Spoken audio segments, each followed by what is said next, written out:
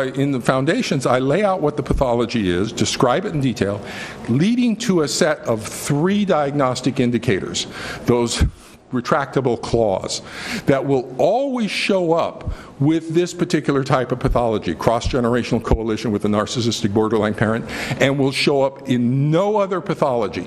No other pathology in all of mental health will produce this set of 3 symptoms. The first one is attachment system suppression toward a normal range parent. The child is rejecting a normal range parent. It's really weird. Now we're in attachment pathology, and that says there's pathogenic parenting somewhere. Second symptom is a set of 5 narcissistic personality traits in the child's symptom display. The child is showing 5 specific narcissistic symptoms: grandiose judging of the parent, a sense of entitlement, the parent's supposed to meet my needs, an absence of empathy for the parent, haughty and arrogant attitude towards the parent, and a splitting, a demonization of the parent. I call these the psychological fingerprints of control on the child by a narcissistic parent. We cannot control a child without leaving fingerprints of that control.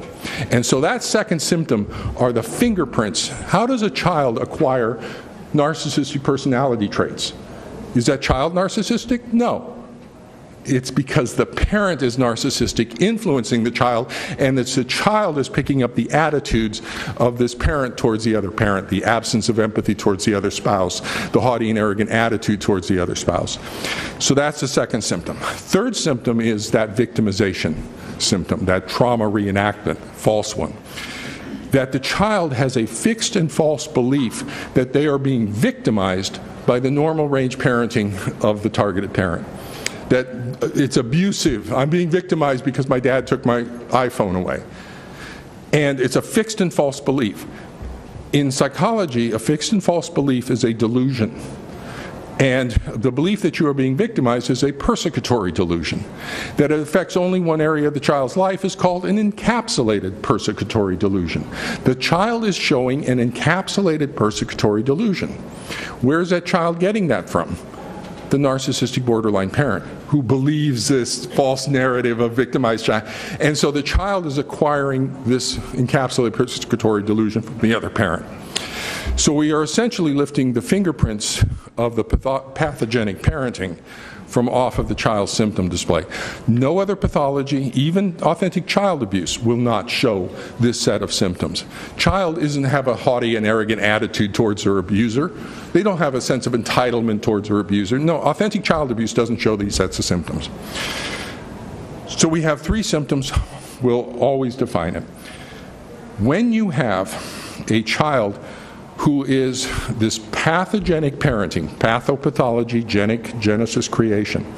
So a parent who is creating pathology in the child, they are creating developmental pathology, suppression of normal range attachment, bonding motivations where the child's losing a parent.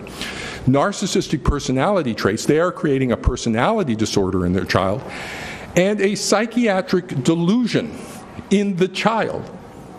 When you have a parent creating that level of pathology in the child, the DSM-5 diagnosis for that is V995.51 child psychological abuse. And so right now in my practice, if I get this, that's the diagnosis, child psychological abuse. That's what I'm advocating that all mental health professionals start to use, child psychological abuse, and to assess along these lines. I have little booklets that describe the assessment process and how you assess for retractable claws and whether it goes meow or bark. It's essentially about a 6-session assessment. One session each with each of the parents. You begin to develop the symptoms. A session with the targeted parent and the child where you get to see it displayed before you. And then a session with each of the parents again to check their schemas and their patterns based on all of that. In about 6 sessions you can say, 8 if it's really complicated, you can tell whether or not it's a cat or a dog. Because it's very focused. I'm just looking at, is this pathogenic parenting by a narcissistic borderline parent? So I try to keep these other booklets brief so that they don't have so that they're accessible. Foundations is the one that describes all the information.